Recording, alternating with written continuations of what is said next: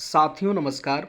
आज के इस वीडियो में हम लोग बात करेंगे बिहार एसटीईटी 2019 और साथ में बात करेंगे 7वें चरण की बहाली प्रक्रिया से संबंधित।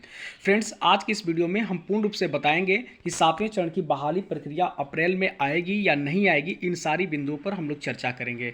पहले हम लोग वो चर्चा कर लेते हैं जो 6वें चरण की बहाली प्रक्रिया है, जिसको लेकर के विधानसभा में हमारे माननीय शिक्षा मंत्री के द्वारा जो कुछ बातें कही गई हैं, पहले उन बिंदुओं पर चर्चा कर लेते हैं। उसके बाद आगे हम लोग जो है इन बिंदुओं पर चर्चा करेंगे। देखिए, आपके सामने ये पटना का हिंदुस्तान पेपर का न्यूज़ कटिंग है। आप यहाँ पे देख सकते हैं। यहाँ पे 6वें चरण की बहाली प्रक्रिया के बारे में क्या लिखी गई है, इन बिंदुओं पर चर्चा कर लेते हैं।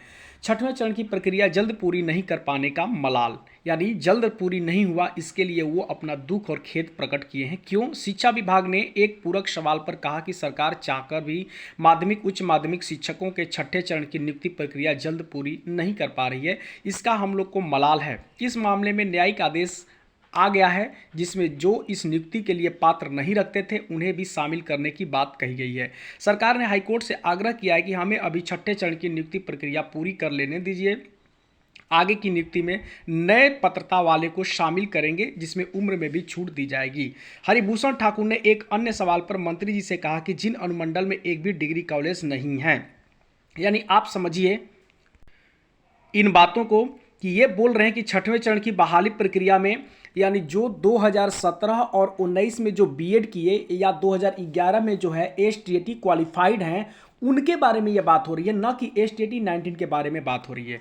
उनको बोला गया कि ये जब विज्ञापन निकाले थे तो इन लोगों को उसमें शामिल नहीं किया गया था, लेकिन अब कोर्ट का जो है पूर्ण रूप से प्रेशर है, दबाव है कि आप इनको 6वें चरण की बहाली प्रक्रिया में शामिल करें। आपको बता दें कि अगर ये इन लोगों को 6वें चरण की बहाली प्रक्रिया में शामिल करते हैं तो निश्चित तौर पे कम से कम 2 से 3 महीने लेट जरूर हो जाएगा, क्योंकि अभी हर नियोजन इकाई में इन्हें अप्लाई करने का मौका दिया जाएगा और पुनः फिर से जो है मेरिट लिस्ट बनाई जाएगी और मेरिट लिस्ट के बाद जो है पुनः फिर से जो है हर चीज का रोस्टर बनेगा, तब जाके नियुक्ति पत्र मिलेगा। ये सारी प्रक्रियाओं को पूरे करने में लगभग 2 से 3 महीने लगेंगे और सरकार अभी चद्दर तान के सोई हुई है, क्योंकि इसका जो है कोर्ट का आदेश आए हुए कम से कम 1 से 1.5 महीना हो गया। अगर ये चाहता तो निश्चित तौर पे इसे कराने का अगर मनसा होता तो निश्चित तौर पे ये करा देता। अब जरा समझिए कि सरकार स्पष्ट रूप से बातें कर रही है कि हम जो है 7वें चरण की बहाली प्रक्रिया तभी चालू करेंगे जब 6वें चरण की बहाली प्रक्रिया संपन्न हो जाएगी। अब जरा देखिए कि 6वें चरण की बहाली प्रक्रिया जो है संपन्न होने का नाम ही नहीं ले रहा है, तो आप बताइए 7वें चरण की बहाली प्रक्रिया कैसे जो है शुरू हो सकती है।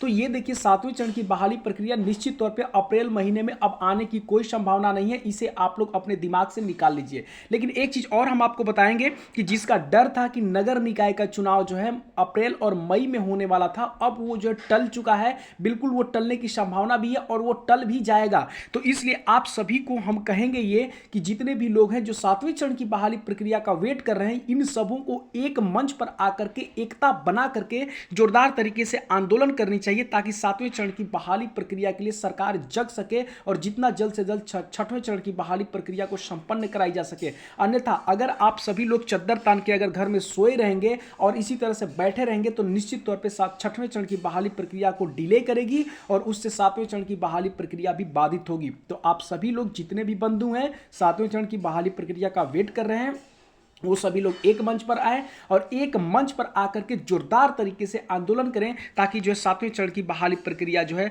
शुरू हो सके। धन्यवाद।